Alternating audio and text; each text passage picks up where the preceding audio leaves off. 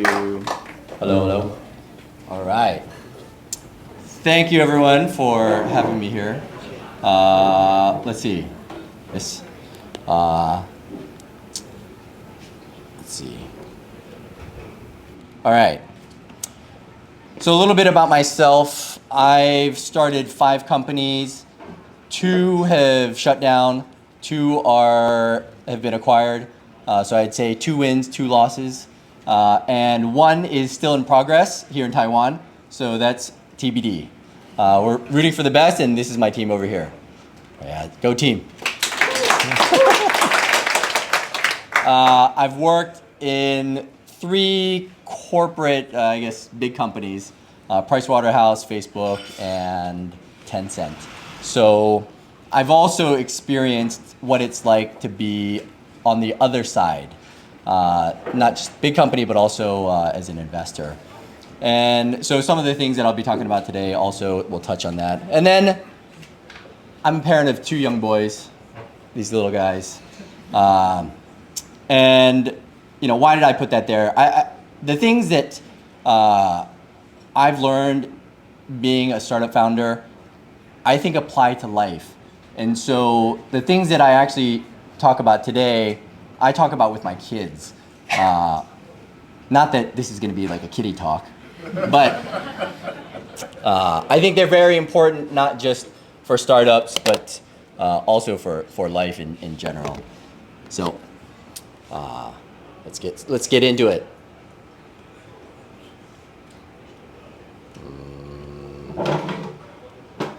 Yeah, all right. Okay, there are 4 key topics that I'm going to cover today. Time is limited. So first one is embrace failure. Second, seek crazy. Third, don't waste time. 4, work harder. Okay, many of these things you guys have probably heard before, right? You hear it all the time.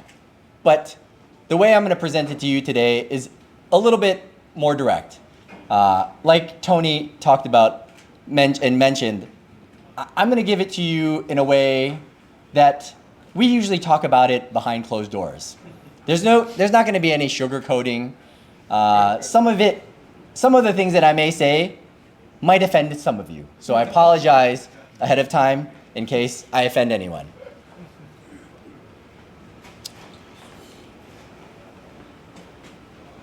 Does anybody know who this is? No. David Goggins. David Goggins is a U.S. veteran. He is a Special Forces operative. He wrote a book. He's written 2 books. One is called Can't Hurt Me. And he's a motivational speaker. The way he lives his life is some may consider very extreme. But the reason why he does that is because he's trying to show people and help people reach their full potential, both mentally and physically. And so one of the things he says, I don't stop when I'm tired, I stop when I'm done.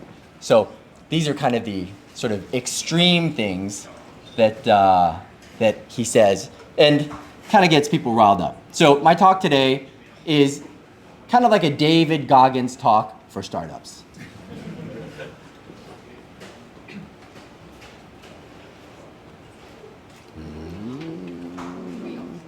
All right. Okay, first thing we're going to cover, and this is the most important thing. All the topics that we cover today, each one is a prerequisite for the next. So to begin, this is step number 1. Embrace failure. Michael Jordan says, to learn to succeed, we must first learn to fail.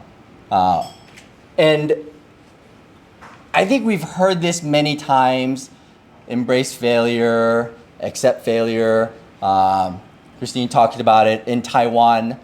I think especially, failure is not acceptable. The way schools are taught, the way testing is treated, I think in general, the culture does not accept failure. It does not embrace failure like it does in the West. And there's a reason for that, because in Taiwan, there's a history of manufacturing. So hardware manufacturing. Hardware manufacturing and software are very different in that if you make a mistake with hardware, it costs millions of dollars. Versus in software, if you make a mistake, you just change it and republish, and that's it, right? Not a lot of harm done. So in the software world, we want people to make mistakes because that's how you learn. When you touch the fire and you burn your hand, you learn, I shouldn't touch the fire, right? My kids do it all the time. They do things that they shouldn't, and I just have to let them do it, even though it hurts them, because that's how they're gonna learn. If I tell them not to do this and not to do that, they'll never really learn. So I have to just let them make mistakes, fail, and grow up. This saying, you miss 100% of the shots you don't take. A lot of people, what does it mean? A lot of people are afraid of trying or afraid of failing, so they don't actually try to do what they want. I'll give you a good example, a very simple example that can probably apply to every single person. When you're a young boy and you like a girl, you want to ask that girl out. And many young men are afraid. What are they afraid of? They're not afraid of the girl. They obviously like the girl. They're afraid of rejection, right? So maybe they develop the courage to go ask. Maybe they get rejected. Sometimes that will give them great trauma. Right? All the guys can laugh because they can relate.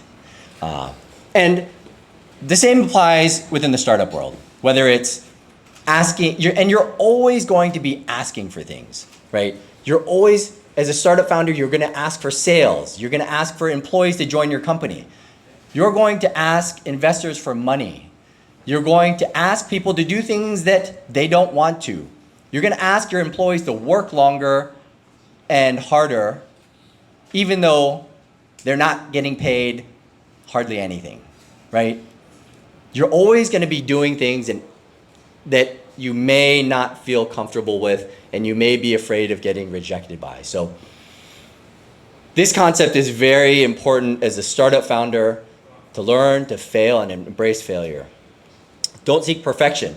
A lot of, when we talk about hardware, we're trying to get things perfect. Doesn't really work in software.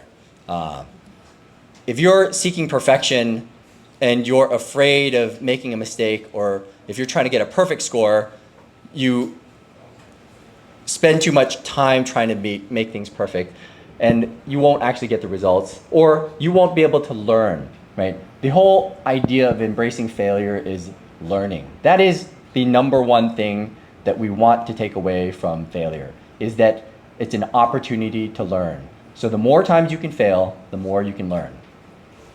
And that's probably the most important correlation that you want to make with failure, is that it's an opportunity to learn.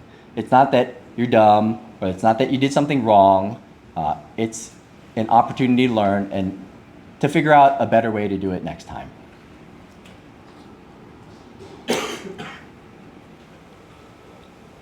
Let's see. Here's another sort of example. Who here watches basketball? Anybody? Okay. So for the basketball fans out there, in basketball, each player is given 6 fouls. They can commit 6 fouls during the game, and once they commit their 6th foul, they get kicked out of the game. So if you're playing basketball and you make it through an entire game, if you're a starter and you make it through the entire game and you have no fouls, then what does that mean? That means you're not playing hard enough. You're not being aggressive enough, right? You get fouls only when you're being as aggressive as possible to try and get the ball, to try and beat the other player. So it's a good measure if you've made it through a game and you have no fouls, that means you didn't play hard enough. If you're constantly fouling out, then that's another, that's also not good, because that means you're making too many mistakes. So you have to find a balance. And in our startup lives, we need to apply the same principle in that we have to be willing to make mistakes, but not so many that we're killing our company. Second point, seek crazy. How many people here consider themselves a little crazy? Raise your hand. Okay, good. If you're in a room filled with founders, you want to see, and somebody asks if you think you're crazy, you want to see a lot of hands go up, because being a founder is very difficult. Whoops. Oh, sorry. Yeah. Because statistically, 90% of companies fail, right? 90%. If I told you to put your finger on this table and there was a 90% chance that it would get smashed, would you put your finger on that table? Probably not, right?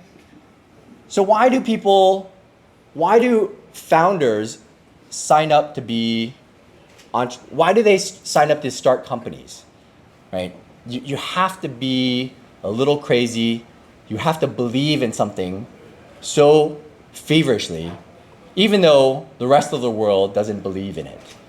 When Elon Musk was starting Tesla, everybody said that you can't build a modern day company, especially not an electric vehicle company. When he started building SpaceX, everybody said you cannot build privately funded rockets that will fly into space, right? Almost every founder has seemed crazy at one point or another. You guys might feel the same way.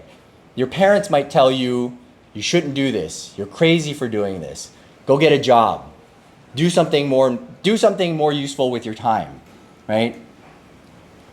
But you believe in your mission and your vision, and you continue to pursue that. And to the rest of the world, you may seem a little crazy. When you run a startup, it's not a job. A job is something that you go to, you punch in, you do some work, you punch out, you go home, and you don't really worry about what happens when you get home. Some of us might worry a little, but when you're a founder, it's like having a child. You think about that thing 24/7, nonstop. And that's life. It's not just a job anymore, it's your life. And founders need to have this mentality if they want to move their companies forward. And lastly,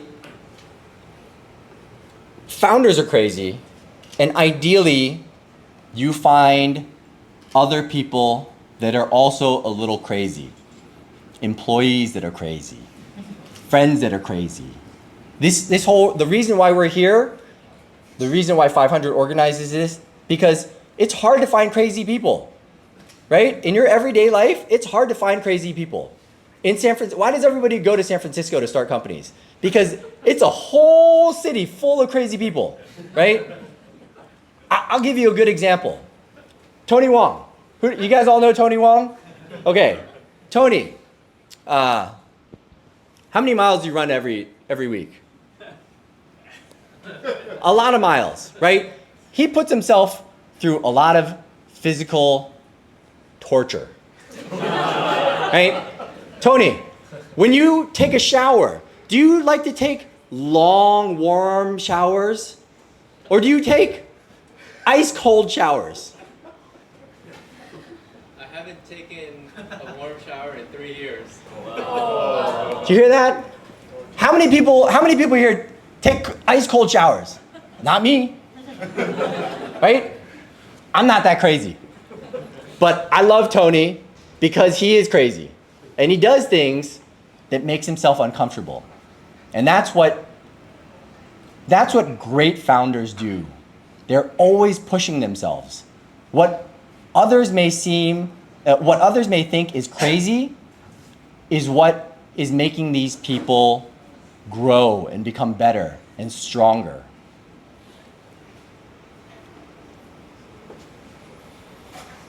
Third item, how are we on time?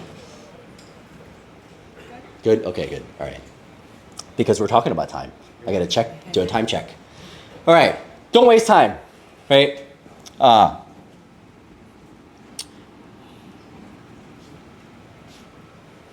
Everybody, I think we all learn this from a very young age. Don't waste time. Parents tell you do your homework. Do your homework before you go play. I tell my kids every day, do your homework, right? But they still want to play. I say, do your homework, then you can watch more TV. But they don't. They still just waste their time, right? Warren Buffett has, the rich invest in time, the poor invest in money. What do rich people do differently with their time than people without money? Time is something, there are a lot of things in life that we can use and lose and break and just buy another one. We cannot buy time. It doesn't matter how much money you have, whether you're Elon Musk, Jeff Bezos, whoever, Warren Buffett, he cannot buy more time. Every minute that passes when we're here, we'll never get this time back. So we hope to make the most of it. Every minute that we spend. And when these guys reach the level of success that they do, they have even more demands on their time than regular people, right? When I was young, nobody really demanded my time, right? Nobody's asking me to speak at events or go to a meeting or look at a deal or help evaluate some or make some decision, right? But these guys, everybody's asking them. They've got their family, they've got their friends, they've got business partners. Everybody is demanding their time, media, all this stuff. So they have to be very, very selective with how they spend their time. And part of the reason why they're so successful is because they've made good decisions with how to spend their time. And one of the things that these guys do, when they have money, they can pay people to do the things that they don't want to do, right? We don't go out and hunt, and we don't grow our own vegetables. I mean, some of us might, but most of us don't, right? We don't do a lot of the things, the manual labor, because we have better things to spend our time with. And when you're building your startup, you have to think about time in the same way as something as simple as farming for food. You have to make sure that you're spending your time as wisely as possible. And for some people, they don't get it, right? They don't appreciate the value of time because time is free. So, go to the bar, have some drinks with my friends, 2 hours go by. All right, Netflix and binge on a series for 3 hours. What's the big deal, right? You don't feel the pain. You don't really feel the cost of it. So it's important to understand, if you look at your time as a cost, then you might think of it a little differently. Let's say every hour that you have and that you spend costs 30,000 NT, right? If every hour of your day costs 30,000 NT, you would look at your time very differently. You're sitting here If you're sitting here, you would think, would I pay 30,000 NT to come hear this guy talk?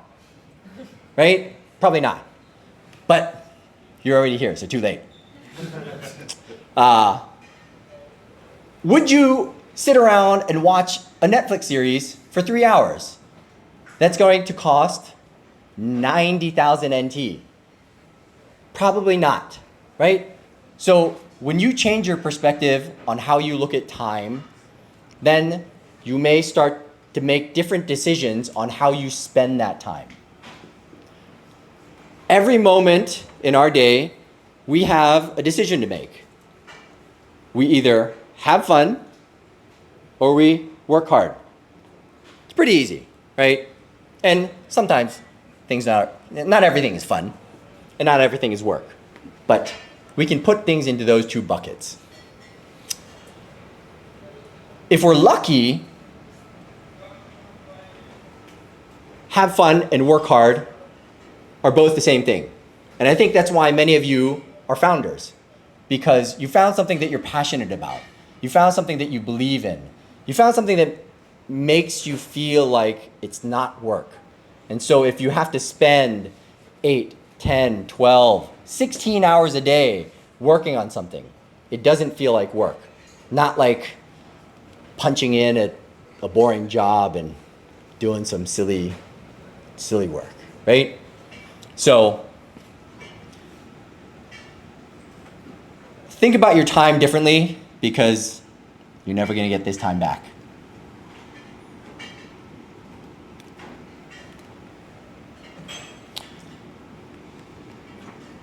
All right. Does anybody know who this guy is? No. Okay. I didn't think so. Most people don't. He's not famous. This guy used to be my roommate. Okay? His name is Brian Slingerland. He always used to say something, hard work pays off. Brian and I went to school together. We went to school at Virginia Tech. He graduated 3 years after I did. And after he graduated, we lived together in the Bay Area, in San Francisco. He got a job at an investment banking firm called Credit Suisse. He worked with this guy, Frank Quattrone. He was an amazing banker. He eventually went on to work at a company called Catalyst, which is a boutique investment bank that this guy, Frank Quattrone, started. Okay? By the way, we're talking about work harder. Okay? Work harder is something that everybody can do. All of us can work harder. Even myself. Okay? I'm going to tell you guys a story about Brian. But before I do, I want you guys to understand that most of us probably operate at 40% of our maximum capacity. This guy, David Goggins, the guy I showed you in the very beginning, in his book, Can't Hurt Me, talks about this. And so 40% is pretty cool, pretty chill, right? Get by, not a lot of stress in life, right? But as founders, we have to work extra hard because we don't have the time, we don't have the resources, and the world is against us. So operating at 40% probably isn't going to cut it. We have to step it up. Let me tell you about this guy, Brian. When we lived together, I was running my first company and on the cusp of starting my second company. I was working very hard, easily over 12-hour days, okay? I would go to the gym, I would focus on work, I'd manage my time very diligently. And when Brian and I lived together, when I woke up in the morning, he would already be gone at work. I wouldn't even see him. Didn't even hear him. He was already gone. When I go to bed at night, when I went to bed at night, he hadn't even gotten home yet. Okay? Brian worked like a dog. I have never seen anybody work as hard as this guy. Maybe Elon Musk. Okay? Elon Musk has to. I've never worked with Elon, so I'm just assuming that Elon Musk works like a dog also. Okay? This guy was an investment banker. He knew nothing about tech. He knew nothing about science. He ended up starting a biotech firm called StemCentrix. Their goal was to cure cancer. And they were developing a drug to target cancer. Target cancer stem cells, specifically. Brian knew nothing about science, but his co-founder was a PhD from Stanford that was a clinical oncologist. So he knew a lot about science. But Brian still had to learn about the science. And so the guy worked his butt off. He left his job that made millions to do a startup, make no money, in a field that he knew nothing about. I think they started, I'm not exactly sure how many years it took them, but it took less than 10 years. Brian turned this company that went from zero, that we just talked about in the car in our apartment, and he sold it to a company called AbbVie, a pharmaceutical company, for $10 billion. 10 billion US dollars. I don't even know what that is in NT. Actually, I do, but yeah. Okay, 10 billion US dollars. Okay, and after they sold the company, I said, this guy, over anybody I know, deserves it more than anyone, because I've never seen anyone work as hard as he does. And even today, he still is incredibly fit, is still now running not just one company, but I think he has 6 companies now, right? And he still works as hard as he ever did. These are the people that we need to look at to say, where am I on this scale of 1 to 10 or 1 to 100%? Am I working as hard as Brian? If you're working, even remotely close, please raise your hand, because I would like to invest in you. Okay? And why is this important? And how does it relate to all the other stuff? Well, when you see Brian working that hard, you'd probably say, this dude is crazy. Who in the world works this much, right? But as his saying goes, hard work pays off. Eventually, one day, it will pay off. And I'm pretty sure that your hard work will pay off one day. Okay, summary. Startup success, and this is just my opinion. This is not science, by the way. This is not math or arithmetic, so please don't take it 100% seriously. But from what I've seen, startup success is all about who can do more in less time, right? We're all fighting to be successful, building products that people want to use, that everybody loves, and that will pay millions and millions of dollars for. We're all in this fight together. And if you want to be successful, the things that I touched on, you got to embrace failure, be a little crazy, manage your time properly, and work a little harder. Actually, not work, I don't want to say that. Work a lot harder, okay? And hopefully, you guys will see great success. And I want to see it. Coming from the Bay Area, and meeting entrepreneurs in Taiwan, I got so excited. These entrepreneurs in TechCrunch. I want to read about all of you guys doing amazing things. When you see guys like Jensen Huang and Morris Chang and these, and there are a lot of Taiwanese entrepreneurs. Steve Chen started YouTube, Kevin Lin, right? These guys have done amazing things. I want to read about you guys. I want to read about people that grew up in Taiwan, building amazing companies. Because I think there is the ability, there is the potential. It's just, we're hopefully putting in all the right ingredients and pushing you guys, like Tony says. I'm trying to be like a coach. If you play sports and your coaches always yell at you, right? Run faster, work harder, go longer. If a coach stops yelling at you, that means they don't care, or that means they've given up on you. So our job here is to push you guys to hopefully do better and do more, because we believe in you. And like Tony says, I love you guys. All right, last one. What now? I'm gonna breeze through this because we're running a little short on time.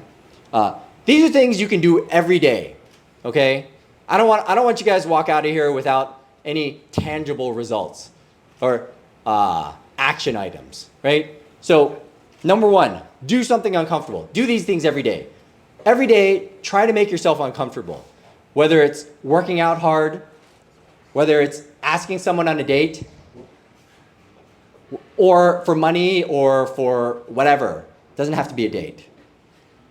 Take an ice bath like Tony, right? Do something that really makes you feel uncomfortable, that you really don't want to do. Get used to it. Learn to accept failure.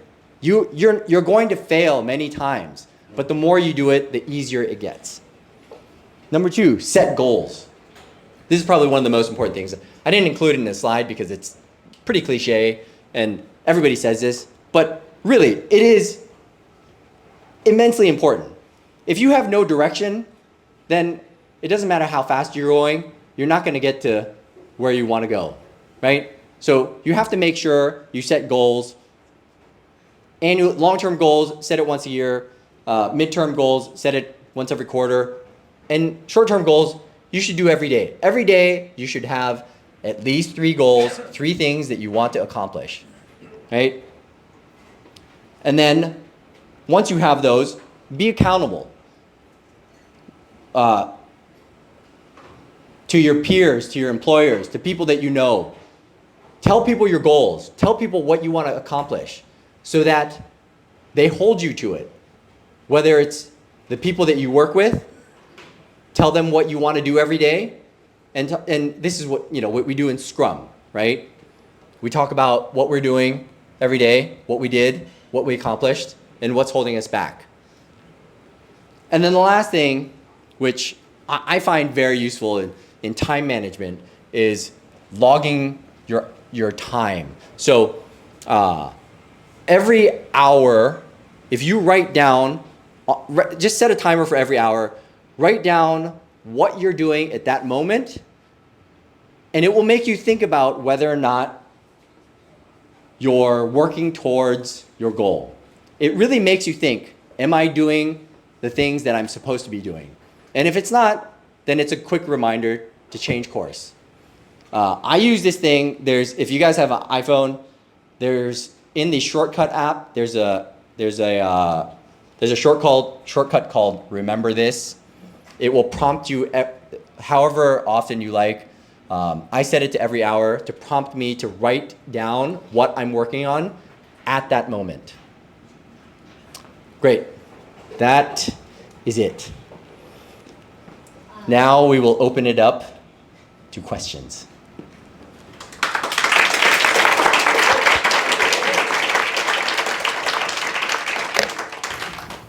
Any questions from the audience? I think we have time for maybe a couple, 1 or 2, 3 questions. Sorry, I ran over. No, you're fine. No questions?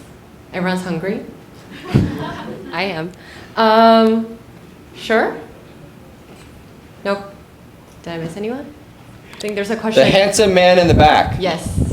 Austin, run. Okay.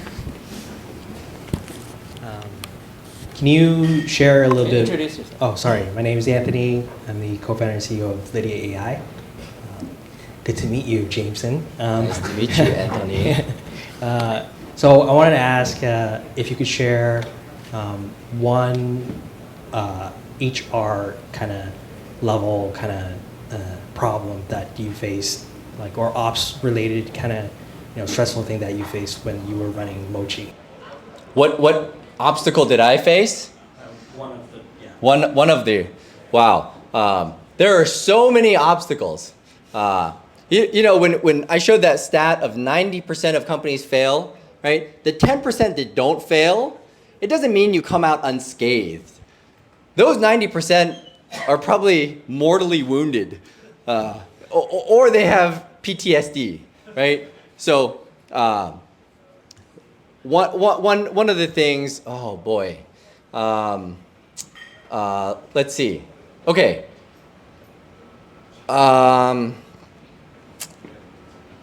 tell you, when we were two people, our company, it was just my co-founder and I. We had 2 employees. This is very early in the company, before we even took any funding. We'd built up our product, and we were already generating some revenue. We had a little bit of traction. Google approached us and said, "Hey, we like what you guys are building. We'd like to buy the company." And we said, "Great, I'm so excited," right? Google wants to buy your company. That's the dream. And the year prior, this was in 2007, and actually just a few months prior, my friend Steve Chen sold a company called YouTube for about $1.5 billion. So I thought, well, we should be valued somewhat close, right? And my friend Brian, who's a very high-level investment banker, he put together a financial model and valued our company at $55 million, right? And just to put this in perspective, that is ludicrous. If any founder duo came to me and said their company is worth $55 million, and very early stage, I would laugh. But I believed it. I was young, I was naive, I didn't understand. And here's me making mistakes, right? I went into Google, I said, our company's worth $55 million, take it or leave it. They said, no. And then I thought, okay, they're gonna counter with half, right? Half the price, 25 million. I thought, great, 25 million, that's great, I'll take that. But they didn't counter with 25 million, they countered with 10 million, okay? Still, not bad, right? But me, with my big ego, and my model that says 55 million, and my friend that sold for $1.5 billion, I said, no way. I cannot accept $10 million, right? And I thought they would counter and say, no, please, let us buy your company for $20 million. And instead, he said, okay, closed his laptop, said, no deal. And he said, on top of that, we're going to build what you're building because we're going to compete in this space. That's what Google does, right? So I said, oh, shit. At that moment, I thought that was the worst decision of my life. And luckily,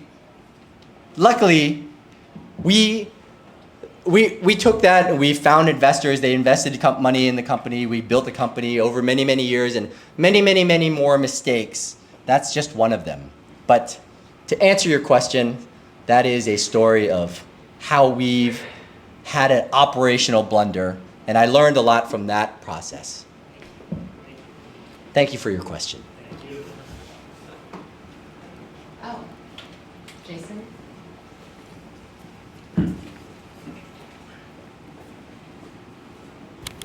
Thanks for the great sharing of the story. I'm Jason and founder of Guidor. And the question I would like to ask is on top of your mind, like today, what's the most uncomfortable thing that you're about to try? What did I do today? Or maybe tomorrow. Yeah. One thing you want to try. I worked out. Usually, I like to start my day with a workout because it's a way to push myself mentally and also physically. And it's also, a lot of endorphins and good physical benefits. But this morning, I had a very hard workout where I hit max heart rate. I thought I was going to die. I didn't die, thankfully. Tony's been with me to workouts. My team, unfortunately, has to go work out with me every week. And so, today I did a lot of double unders. I probably did like 300 double unders today, which was, my calves are very sore and tired. If anybody wants to work out, work out with us, by the way. We go to work out every Monday at 11 a.m. It's an open invitation. I encourage people to work out. Karen is like, oh, these people don't know what they're in for. I encourage people to do it because when I talk about like that 40%, we operate at 40% capacity. A lot of people may extend themselves to about 60%, and they go, oh, that's it. That's all I can do. But when you're in the gym, when you have a coach yelling at you, when you have your friends working out next to you, you realize that you can actually do more than your mind says you can. And so I think going to the gym and doing hard workouts is a good way to better understand your own limits so that you have confidence to push beyond what you think is your maximum capacity, because all of us have more in us than we realize. Maybe last question here. So whoever wants to sign up for a workout, you know who to go to. This group of people. Hi, Jameson. I'm Vivian from the Bay Area. I have a question. So it sounds like your current company is in Taipei. Yes. So I'm curious about your journey in building a company in Taipei. Did you move it to Taipei or did you start up here? Like, what are the challenges? Oh, okay. So the question is, did we start in Taipei? I started in the Bay Area, kind of just exploring ideas with fitness, and but then we didn't really build a team until we got to Taiwan. What has it been like? It's been very challenging. I'm not going to sugarcoat it. It's hard because I think I'm used to running companies in the Bay Area, building companies in the Bay Area, where I'm surrounded by crazy, brilliant, hardworking, just amazing people. And whatever you're looking for, there's probably somebody there that can help. In Taiwan, it's very different. It's not that the people aren't hardworking or smart or whatever. It's just people here have a different skill set. And so for us, building a software company has been very challenging in finding the right people. And also in how I manage people. So I've had to adapt to how to interact with folks to help them reach their potential and get the maximum out of them. So yeah, that's a long discussion. And I think, and I've worked with people here that have done very well building teams, and I look Chinese or I look Taiwanese, but I grew up in the U.S., so I still am very Western-minded. So there are a lot of nuances about human interaction and social interactions that I don't pick up on in Taiwan, making it somewhat challenging at times. All right. Thank you, Jameson, and thank you all for the questions. Wonderful.